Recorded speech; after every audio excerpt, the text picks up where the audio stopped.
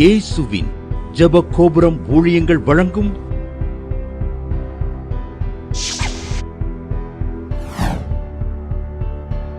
நம்பிக்கையிலே சந்தோஷமாயிருங்கள்.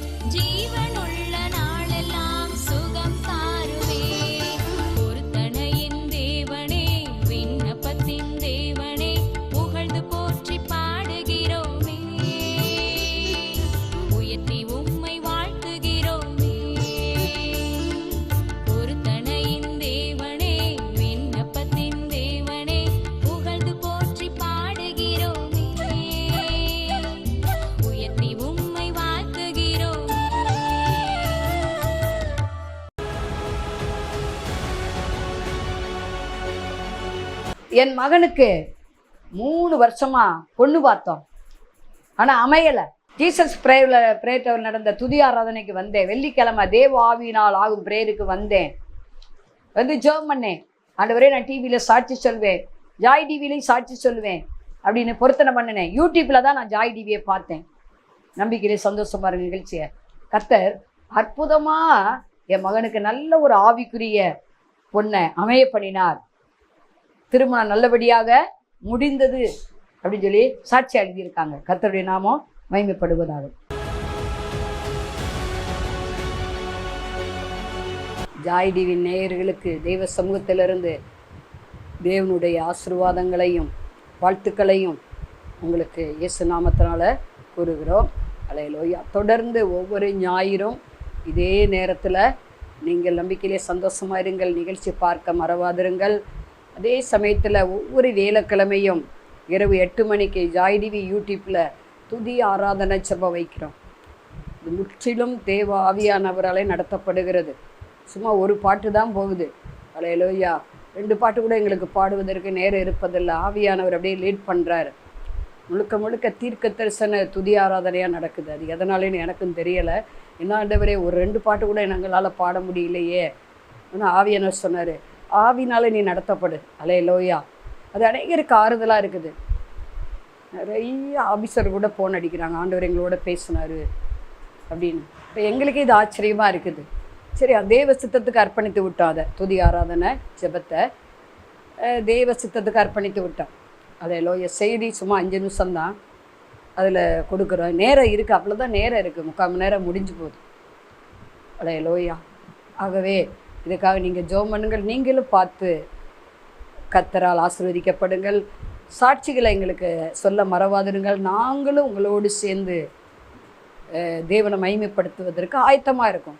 வாருங்கள், ஒருமித்து கர்த்தருடைய நாமத்தை உயர்த்துவோம் என்று தாவீராஜா சொன்னது போல் நீங்களும் நானும் அவர் செய்த அதிசயங்களை, அல்லேலூயா, அற்புதங்களை, விடுதலையை, மேன்மையை, ரட்சிப்பை, தேவன் நம்ம மேல் வைத்திருக்கிற ஆவிக்குரிய அந்த ஆசீர்வாதங்களை நம்ம சாட்சியாக என்ன செய்யணும்? கண்டிப்பாக மக்களுக்கு சொல்லணும். சொல்லாட்டினா அவங்களுக்கு எப்படி தெரியும்? சொல்லுங்க பார்ப்போம். அறிவிக்கிறவன் இல்லாட்டா எப்படி அவங்களுக்கு தெரியும்? இப்படி டிவி ஊழியங்கள் யூடியூப்பில் அறிவிப்பதற்கு சில அமௌண்ட்டு தேவைப்படலாம். இப்போ கொடுக்கும்போது இந்த ஊழியம் தடையில்லாமல் நடக்கும். உங்களுக்கு சிலருக்கு ஆண்டவர் கொடுக்குற ஊழியத்தை வச்சுருப்பார் பாருங்களேன். அதே ரோமர் 12ஆம் அதிகாரத்தில் வாசிக்கிறேன். கொடுக்கிறவன் வஞ்சனை இல்லாமல் பகிர்ந்து கொடுக்க கடவன். அது எதை குறிக்கக்கூடியதாக இருக்குது? நான் ஆண்டவர்கிட்ட கேட்டேன், இதென்ன பகிர்ந்து கொடுக்க கடவன் இருக்கு. இப்போ 5 வகை ஊழியங்கள் இருக்கிறது. அதை சார்ந்து தான் மற்ற ஊழியங்கள் இருக்கும். உதவிக்கர ஊழியங்கள், பாடல் ஊழியங்கள், ஜெப ஊழியங்கள், நற்கிரியில் ஊழியங்கள். தபித்தால் பாருங்கள், அன்றைக்கு பரிசுத்தவான்களுக்கு நல்ல கிரியில் செஞ்சு வந்தாள். அவளுக்கு தையல் தெரியும்.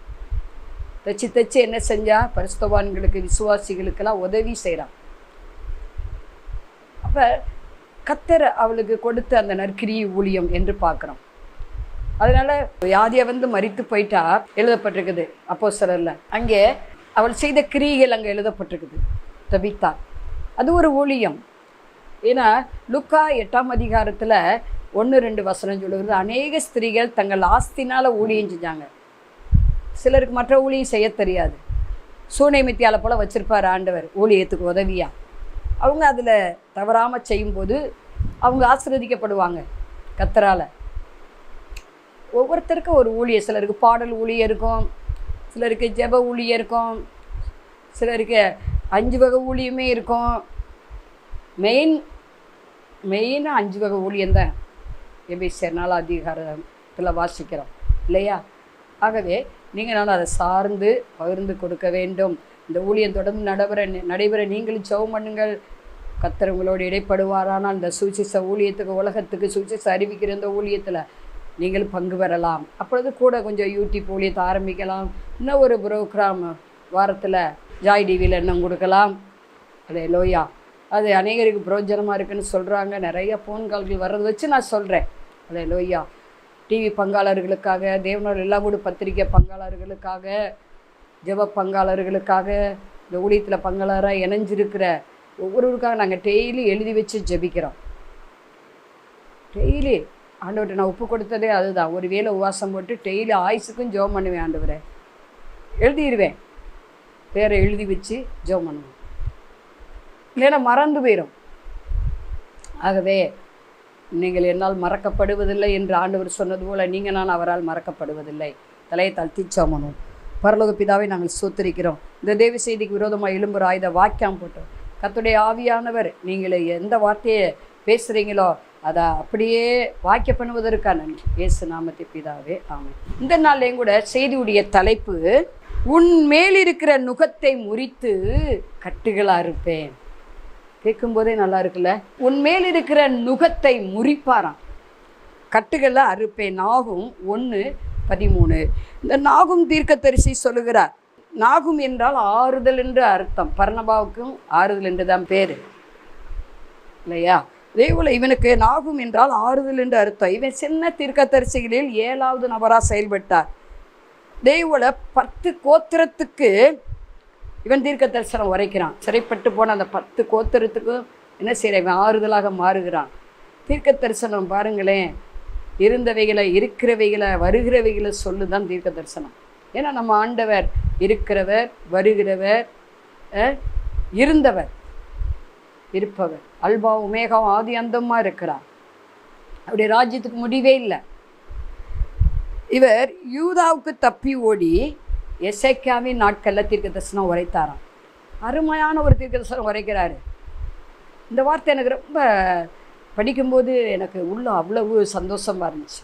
காரணம், உன்மேல் இருக்கிற நுகத்தை நான் முறித்து கட்டுகளை அறுப்பேன். இதே இதில் அந்த நாகு 1:12 கர்த்தர் சொல்லுகிறது என்னவென்றால், அவர்கள் சம்பூரணம் அடைந்து அநேகராக இருந்தாலும் அறுப்புண்டு போவார்கள். இது யாரை குறித்து? ஆண்டுடைய வார்த்தை மீறுகளை குறித்து, துன்மார்க்கரை குறித்து, பாவிகளை குறித்து, இல்லை பின்மாற்றம் அடைந்தவர்களை குறித்து சொல்லப்பட்டிருக்கிறது. அங்கே நம்ம பார்க்குறோம். இப்போ அவங்க நல்லா இருக்கலாம், ஆண்டவரைனா அவங்க தேடுறாங்களா, வீடு மேலே வீடு வாங்குறாங்க, வசதி வாய்ப்பு அப்படி பெருகுது, நல்லா கொளுத்த கன்ற போல் இருக்காங்க. நம்ம பிள்ளை தான் நோஞ்சனாக இருக்குது, அவங்களாம் வியாதியாக வருது, நல்லா இருக்காங்க, எதையோ நல்லா சாப்பிட்றாங்க, நல்லா இன்கம் கிடைக்குது, அப்படி சம்பாத்தியம் பண்ணுறாங்க. ஆனால் அவங்கள குறித்து தான் இங்கே இருக்குது. கோடி 1 கோடி செல்வம் வந்தாலும் ஆண்டவருக்கு ஈடா ஒன்றுமே இந்த பூமியில் இல்லை என்பதை நீங்கள் நான் அறிந்து கொள்ள வேண்டும். அங்கே நம்ம பார்க்குறோம், சம்பூரணமாக சாப்பிட்டு அநேகராக இருக்காங்களே, அவங்க அறுப்புண்டு போவாங்கன்னு ஆண்டவர் சொல்கிறாரு. அவன் ஒளிந்து போவான், உன்னை சிறுமைப்படுத்தினேன், இனி உன்னை சிறுமைப்படுத்த மாட்டேன். ஒருவேளை ஏன் ஆண்டவர் சிறுமைப்படுத்துகிறாரு? அப்போ இது உபாகமம் 8ஆம் அதிகாரத்தில் இருக்குது. பின்னாட்கள் நன்றாக இருப்பதற்கு, நம்ம பின்னாட்கள் நன்றாக இருப்பதற்கு கஷ்டப்பட ஒரு கால ஆண்டவர் வச்சிருப்பார். அதே மாதிரி சந்தோஷப்பட, கவலை கழிப்பாய் மாற ஒரு சில ஆண்டுகளை வைத்திருப்பார். அதனால தான் 90வது சங்கீதம் 15 சங்கீதக்காரன் சொல்கிறாரு, நான் நிந்தப்பட்ட காலங்களுக்கு, சிறுமைப்பட்ட வருஷங்களுக்கும் என்னை சரியாய் மகிழ்ச்சியாகும்னு சொல்கிறார். சிறுமையிலிருந்து ஏன் நம்மளை சிறுமைப்படுத்தினார்? அவருடைய கற்பனை வழி நம்ம நடக்கணும். உனக்கு வசதி வாய்ப்பு பெருகும்போது இருதயம் அந்த வசதி வாய்ப்பில் போயிடக்கூடாது, பணத்து மேலே போகக்கூடாது, பொருட்கள் மேலே போகக்கூடாது, போச்சுவா அபிஷேகம். அதுதான் அவர் சொல்கிறாரு, உன்னை சிறுமைப்படுத்தினேன், உன்னை நான் நேசிக்கிறதுனால தான். யார் ஆண்டவர் நேசிக்கிறாரோ அவங்கள சிட்சிப்பார். அது நல்லது, சிட்சிக்கப்படுவது நல்லது. இல்லைன்னா நீங்களானும் வேசி பிள்ளையாக மாறிடுவோம். ஆண்டவர் நம்ம கேட்குறதெல்லாம் கொடுத்தாருன்னா உருப்பிடுவோமா? சொல்லுங்க பார்ப்போம். ஜோம் பண்ணுவோமா? ஆண்டவர் இதை தாருன்ட்டு போய்கிட்டே இருப்போம். உபவாசம் போட மாட்டோம், ஒன்றும் செய்ய மாட்டோம், அப்படியே ஜாலியாக சுற்றிக்கிட்டு அலைவோம், தேவையில்லாத பிரச்சனை ஈடுபடுத்தப்படுவோம். அதே இங்கே சொல்கிறாரு, அவர்கள் அறுப்புண்டு போவார்கள், அவன் ஒளிந்து போவான். துன்மார்க்கர் இருக்கிற இடமே இருக்காமல் அழிஞ்சுவான், ஒரு நிமிஷத்தில் அழிஞ்சு போவான்னு எச்சரிப்பு சத்தம் கொடுக்குறாரு. உன்னை சிறுமைப்படுத்தினேன், இனி நான் உன்னை சிறுமைப்படுத்தாதிருப்பேன். அதிலே 14 வசனம், நாகும் 1:14, உன்னை குறித்து கர்த்தர் கட்டளை கொடுத்திருக்கிறார், இனி உன் பேருக்கு வித்து விதைப்பதில்லை, உன் தேவர்கள் கோவிலில் இருக்கிற வெட்டப்பட்ட விக்கிரத்தை, வார்க்கப்பட்ட விக்கிரத்தை நான் நிர்மூலம் பண்ணுவேன். பாருங்க, ஆண்டவர் தெளிவாக சொல்லுகிறார், விக்கிரத்தை நான் என்ன செய்வேன்? நிர்மூலம் பண்ணுவேன். விக்கிர ஆராதனை அங்கே நம்ம பார்க்குறோம். ஏசாயா 2:18 விக்கிரங்கள் கட்டோடு ஒளி பண்ணுவேன்னு ஆண்டவர் சொல்கிறார். ஏன்னா ஆண்டவர் சிருஷ்டிக்கர்த்தர், நீங்களும் நான் எல்லா அந்த மனுக்களும் அவருடைய கரத்தின் கிரிகளாக இருக்கிறோம் என்பதை அறிந்து கொள்ளணும். தேவன் தமது சாயலாய் மனிதனை உண்டாக்கினார் என்று பார்க்குறோம். ஆகவே இங்கே உன்னை குறித்து கர்த்தர் கட்டளை கொடுத்திருக்கிறார், இனி உன் பேருக்கு வித்து விதைப்பதில்லை. அப்படின்னா என்ன? இனி உன் பேருக்கு தீமை வருவதில்லை, உனக்கு கெடுதல் வருவதில்லை, இடுக்கண் வருவதில்லை, உனக்கு வெட்க வருவதில்லை, உனக்கு சுகவீனம் பலவீனம் இனி வராது. நீ நிந்தப்பட்ட கால அவமானப்பட்ட வருஷங்களுக்கு சரியாய் மகிழ்ச்சியாவாய் வெளியே புறப்பட்டு போய் கொளுத்த கன்றுகளைப் போல வளருவீர்கள். ஏன்னா நுகம் எடுக்கப்படுகிறது, நுகத்தை எடுக்கிறாரு, அவர் நுகத்தை சுமக்கன்னு விரும்புகிறாரு. அங்கே மத்தேயு 11:28-29 பார்க்குறோம். வருத்தப்பட்டு பார சுமக்கிறவரை எல்லாரும் என்னிடத்துல வாருங்கள், நான் உங்களுக்கு இளைப்பாறுதல் தருவேன். நுகம் வருத்தத்தை குறிக்கக்கூடியதாக இருக்க, கவலை குறிக்கக்கூடியதாக இருக்கிறது. பாரம், ஐயோ என்ன செய்ய போகிறோம், எது செய்ய போகிறோம், ஒரே பாரம், நைட்டு தூக்க வராது. ஐயோ பிள்ளை எப்படி கல்யாணம் பண்ண போகிறோம், எப்படி நம்ம இந்த வீட்டில் ஒரு வீடு வேணுமே, அது வேணுமே, இது வேணுமே, இல்லையே சரியில்லையே, கையில் காசு மிஞ்ச மாட்டேங்குதே, இப்படி பல எண்ணங்களை, எப்படி சம்மந்தம் அமைய போதோ, என்ன செய்ய போகிறோமோ, கல்யாணம் முடிச்சுட்டா பிரிச்சுட்டு போயிடுவாங்களோ, இப்படி அநேகருக்கு பாரம் இருக்குது, கவலை இருக்குது. வேலை இல்லை, என்ன செய்கிறது. எனக்கு வர்ற பொண்ணெல்லாம் அப்படி இந்த கொரோனாவுக்கு முந்தி நாங்கள் நல்லா இருந்தோம், இப்போ வேலை போயிடுச்சு, எல்லாம் போயிடுச்சு, அந்த வருமானம் வரல, எனக்கு வியாதி தாக்குதல் இருக்குது, நடக்க முடியல, ஒரு கம்பம் ஊனிட்டு நடக்கிறேன் என் வயசுக்கு, நான் எப்படிமா வேலைக்கு போவேன், அந்த நுகம் இருக்குது, வியாதிங்கிற நுகம். இப்படி பல நுகங்கள் இருக்கலாம். ஆண்டவர் சொன்னார், என்னிடத்துல வந்து என் நுகத்தை ஏற்றுக்கொண்டு என்ன செய்யுங்க, அங்கே எழுதப்பட்டிருக்கிறது, என்னிடத்துல கற்றுக்கொள்ளுங்கள்னு சொன்னார். மத்தேயு 11:28-29-30 நீங்கள் வாசித்து பார்த்தீங்கன்னா தெரியும். என்னுடைய நுகம் மெதுவாயும் என்னுடைய சுமம் லேசானது. அவருடைய சுமையை தூக்குவான், அவருக்காக வாழ நம்மளை ஒப்பு கொடுப்போம், அவருடைய கற்பனைகளை கை கொள்ளுவோம், கட்டளையின்படி நடப்போம். அது ஈஸிங்கிறார். நமக்கு அது காடாக இருக்குங்கிறோம் பரிச்செய்கிற போல். ஐயோ இந்த உபதேசம் காடாக இருக்குது, யார் இதில் நிலை நிற்க முடியும். காடானதை நமக்கு ஆண்டவர் செய்யுங்கன்னு சொல்ல மாட்டார். ஒரு 10 வயசு பையன் மேலே 100 கிலோ தூக்கி வைப்பீங்களா? வைக்க மாட்டான். ஏன்?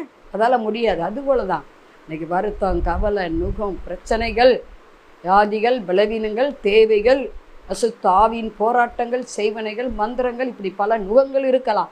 ஆண்டவர் அதை இன்றைக்கு முறிக்கிறார், ஒட்டைக்கிறார். அவரிடத்துல ஒப்பு கொடுங்க, அவர் சுமையை சுமக்க ஒப்பு கொடுங்க, அவருக்கு ஏதாவது ஒரு ஊழியத்தை செய்ய ஒப்பு கொடுங்க. ஃபுல் டைமாக நான் யாரையும் சொல்லலை, பார்ட் டைமாக யார் வேணாலும் ஊழியம் செய்யலாம். சாயங்கால நேரம் ஒரு 2 போய் ஆத்துமக்கள் ஆதாயம் பண்ணி என்ன பண்ணலாம், சர்ச்சைக்கு கூட்டிகிட்டு வரலாம், கூடி ஜெபம் பண்ணலாம். ஒரு பிரச்சனையை சொல்கிறாங்களா, பக்கத்தில் உங்களுக்காக நான் ப்ரேயர் பண்ணுவோம் வாங்க அப்படின்னு சொல்லி அவங்க ப்ரேயருக்கு ஒத்துக்கிட்டாங்கன்னா ப்ரேயர் பண்ணலாம்.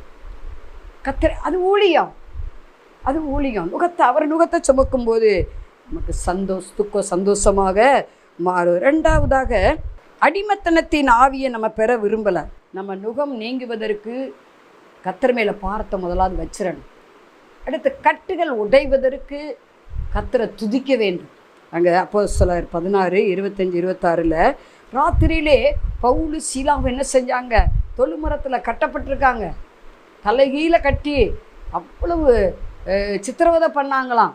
இரத்த காயங்கள் உச்சந்தளந்து உள்ளங்கால் வர ரத்த வடியுது, சொட்ட வடியுது. இன்றைக்கி லைட்டாக ஒரு முள் குத்துனா கூட ரத்தம் வந்துச்சுன்னா ரத்தம் வந்துச்சுன்னு கத்துறோம். இல்லை லேசாக கீழே விழுந்து இழைச்சிருச்சு, ஐயோ என் பிள்ளை சாப்பிட்ட ரத்தம்லாம் வந்துருச்சு. இன்றைக்கி அறியாமல் நிறைய பேர்கிட்ட இருக்குது. ஆனால் அவங்க பாருங்கள், அந்த கட்டப்பட்ட நிலைமையில், வேதனையின் மத்தியில், வலியின் மத்தியில் கர்த்தரை என்ன செஞ்சாங்க, துதிக்கிறாங்க, ஜெபம் பண்ணி துதிச்சாங்க. பாருங்கள், இரவெல்லாம் எல்லாருடைய கட்டுகளும் உடஞ்சிருச்சு. நம்ம கட்டுகளும் மாத்திரமல்ல, மற்றோடைய கட்டுகளும் உடையும். அவங்க இரவில் கண் விழித்து துதிக்கிறாங்க. நீங்களும் கண் விழித்து துதித்து பாருங்கள், ஜெபித்து பாருங்கள். மாதம் ஒருக்கா கூட இரவில் நீங்கள் விழிப்பு ஜெபம் பண்ணலாமே, கர்த்தரை துதிக்கலாமே. உங்களை சுற்றி இருக்கிற கட்டுகள் உடையும், தடைகள் நீங்கும், யோர்தான் விளக்கும், செங்கடல் 2ஆக பிரியும். கர்த்தரால் என்ன செய்ய முடியும், அதை செய்ய வல்லமையுடையவராக இருக்கிறார். ஆகவே கட்டுகள் உடைய துதி, ஆராதனை, ஜெபம், வேத தியானம் அப்படி நம்ம பண்ணும்போது கர்த்தர் நிச்சய கட்டுகளை உடைப்பார். அடுத்து ஒரு காரியம், லூக்கா 8:29 அவன் சங்கிலினால் கட்டப்பட்டிருந்தான். லேயோன் பிசாசு அவனை பிடித்திருக்கிறது. இதை யாராலையும் துரத்த முடியாது. நிர்வாணமாக அவங்க பாட்டுக்கு தெரியுவான். கட்டுகள் எல்லாம் உடைச்சிட்டு தருவான். சங்கிலினால கட்டி போட்டுப்பாங்க, அவுத்துட்டு வந்துடுவான். அப்படியாக அவன் என்ன செஞ்சான்? அவன் சுடுகாட்டிலையும் அங்கும் எங்கும் ஓடிக்கொண்டு இருக்கிறான். அவனை யாரும் ஊருக்குள்ளே விட முடியலை. கையில் கிடைக்கிறதெல்லாம் என்ன செய்வான்? நொறுக்கி தள்ளிடுவான். மைண்டு அப்செட் ஆகிருக்கு. மனவியாதி, அந்த பிசாசு மனதை பிடிச்சி சித்திரவதை பண்ணுறான். நிர்வாணமாக இருப்பான் இருக்கு பைபிளில். அப்படிப்பட்டவனை பார்த்து ஆண்டவர் அவனுக்காக ஜெபம் பண்ணியிருக்கணும். அவங்க வீட்டார்கள் ஜெபிக்காமல் ஆண்டவர் அவனை சந்திச்சிருக்க முடியாது. நிச்சயம் ஜெபம் அது தேவைகளை சந்திக்கக்கூடியதாக இருக்கிறது. சாத்தான் போராட்டத்திலிருந்து விடுதலையை கொடுக்கக்கூடியதாக இருக்கிறது. இந்த ஜாதி பிசாசு உபவாசத்தினால் ஜெபத்தினால் மன்றி மற்றொருத்தனை புறப்பட்டு போகாதுன்னு ஆண்டவர் மத்தேயு 17:21 சொல்லியிருக்கிறாரு. அவனுக்காக ஒரு கூட்டம் என்ன செஞ்சுருக்கணும்? பாஸ் பண்ணி ஜெபம் பண்ணியிருக்கணும். அதனால் ஆண்டவர் தகுதியான நேரத்தில் ஏற்ற வேலையில் அவனை தேடி போய் என்ன செய்கிறாரு? அந்த ஆவியை பார்த்து பேசுகிறாரு. இவனை விட்டு புறப்பட்டு போ. உடனே என்ன செஞ்சான்? கட்டளை போடுறாரு. இப்போ நமக்கு நுகம் எடுக்கப்படுவதற்கு, கட்டுகள் உடைக்கப்படுவதற்கு ஆண்டவர் ஆணையிட வேண்டும். ஆண்டவர் என்ன செய்யணும்? அவர் சொல்ல ஆகும், கட்டளையிட நிற்கும். அவர் சொன்னால் உடனே நடக்கும். ஆண்டவரே நீர் சொல்லு ஆண்டவரே, என்னால் அந்த பிரச்சனையை முடியல ஆண்டவரே. ஆண்டவரே உங்கள் கையை நான் எதிர்பார்க்குறேன். பிசாசு போராட்டமா மந்திரம் மாறி எனக்கு ஒரு சகோதரி ரொம்ப தெரியும். அவங்க சொல்லுவாங்க, ஓயாமல் சூனி வைக்கிறாங்க. நான் சொல்லுவேன், அப்படியே நீங்கள் சொல்லாதீங்க. உன் பக்கத்தில் 1000 பேர் வந்தாலும், உன் வலது பக்கத்தில் 10,000 பேர் வந்தாலும் ஒன்றுனே அணுகாது. இஸ்ரவேலுக்கு விரோதமான குறி சொல்லுமில்லை, யாக்கோபுரம் மந்திரம் இல்லை, வைக்கட்டும். ஊரே உலகமே வைக்கட்டும். நீங்கள் பயப்படாதீங்க. கர்த்தர் நம் பட்சத்தில் இருக்கிறார். நமக்கு விரோதமாக இருப்பவன் யார்? விசுவாச அறிக்கையிட வேண்டும். ஆண்டவர் ஆர்டர் போடணும். 1. 2வது நம்ம விசுவாச அறிக்கையிட வேண்டும். இதுவரை கண்ட எய்த்து நாயினே பார்க்க மாட்டேன். எய்த்துக்கு அந்த வியாதியில் ஒன்று எனக்கு வரவே வராது. பகைவர்கள் 1000 பேசட்டு நான் பயந்து போக மாட்டேன். இப்படி நம்ம விசுவாச வார்த்தையை சேர்த்து பேசும்போது என்ன நடக்கும்? பிசாசுக்கிட்டேயே வராது. நம்ம தலைமுடியெலாம் எண்ணி வச்சிருக்கிற ஆண்டவர் இன்றைக்கி ஊழியக்காரர்களுக்கு விரோதமாக செய்வன பண்ணுறாங்க, விசுவாசிக்கு விரோதமாக பண்ணுறாங்க. அது உண்மைதான். ஆனால் ஒன்றும் பலிக்காது.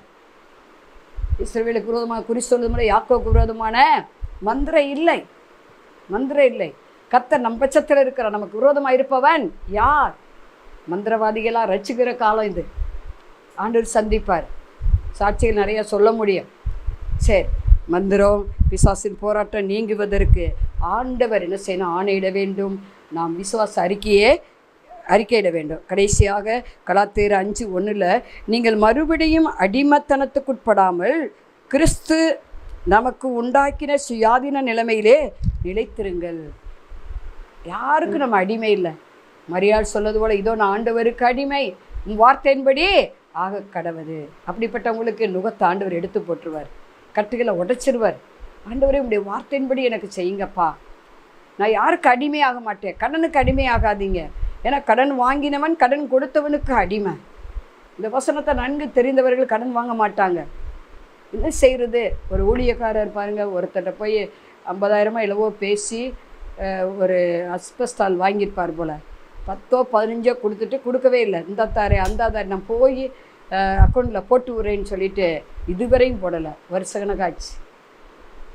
இப்போ என்ன சொல்கிறாரு? அஸ்பஸ்டாலில் நான் ஆண்டவருக்கு நான் சர்ச்சில் தான் போட்டிருக்கேன், நீங்கள் வேணால் எடுத்துகிட்டு போங்க அப்படின்னு என்ன செய்கிறாரு? சொல்கிறாரு. அதை என்ன செய்ய இலவசமாக கேட்டிருக்கலாம் இந்த விசுவாசிட்ட.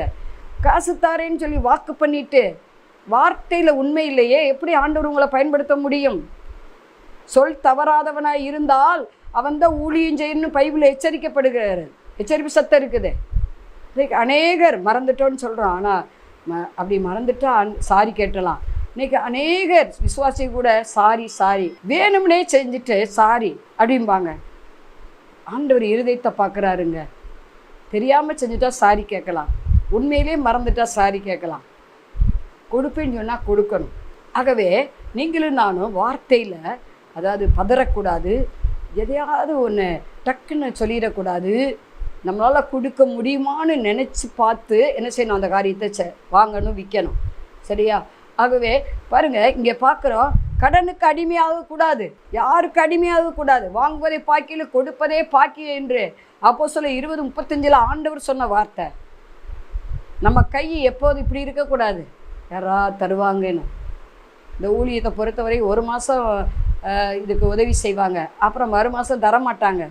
நம்ம ஃபோன் அடித்தாலும் எடுக்க மாட்டாங்க. அப்போ ஆண்டவர் சொன்னார், உன் நம்பிக்கை அவங்க மேலே தானே இருக்குது, என் மேலே இல்லையான்னு கேட்பார். நான் உடனே அறிக்கையிட ஆரம்பித்தேன், ஒரு வெளி அடித்தா கர்த்தர் 7 வெளியே திறப்பார். அந்த பேர்களை சொல்லுவேன், யார் அனுப்பிட்டு அனுப்பாமல் இருக்காங்களோ அவங்கள நான் சொல்லுவேன், ஆண்டவரே இந்த பேர் உடையவங்களை கொடுக்குற நிறுத்திட்டாங்க, இதே பேர் உடையவங்களை 7 பேரை நீங்கள் தருவீங்க நிச்சயம். ஒரு வழி அடைச்சா 7 வழியை கர்த்தர் திறப்பார். அப்படி தான் இந்த ஊழியம் நடந்து கொண்டு இருக்கிறது.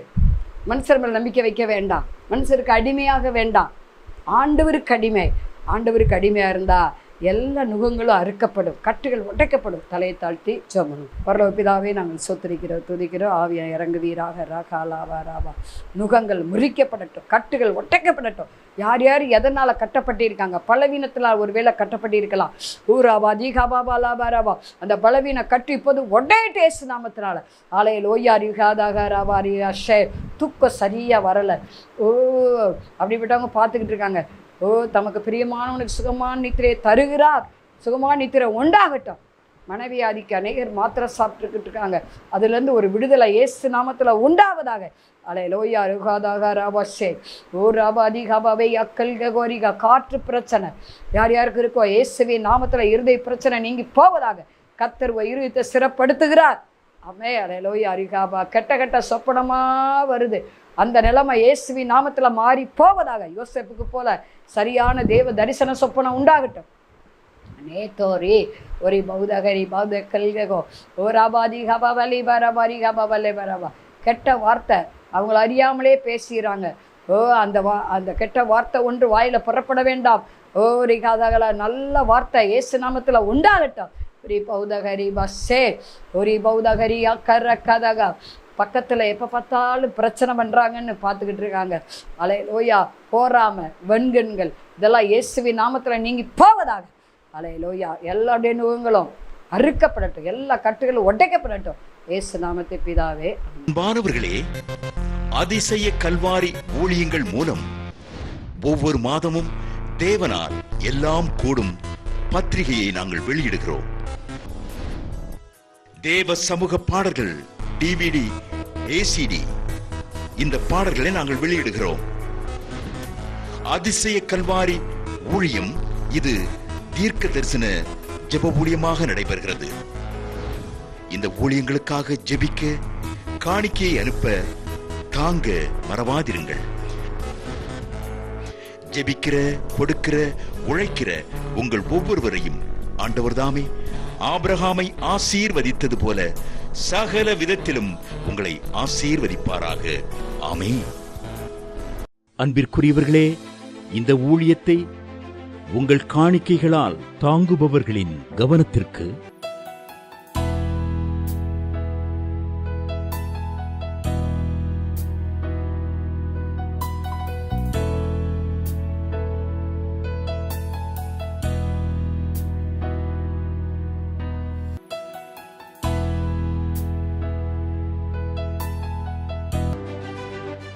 எங்களது முகவரி சகோதரி எலிசபெத் சுந்தர்ராஜன், எண் 27, பொதிகை தெரு, குழந்தை சாமி நகர், வண்டியூர், மதுரை 20.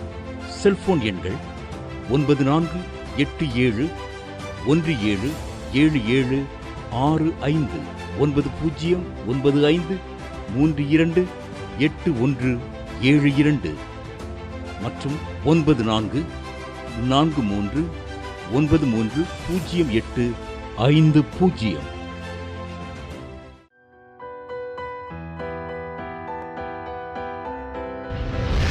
கர்த்தர் உங்களை ஆசீர்வதிப்பாராக.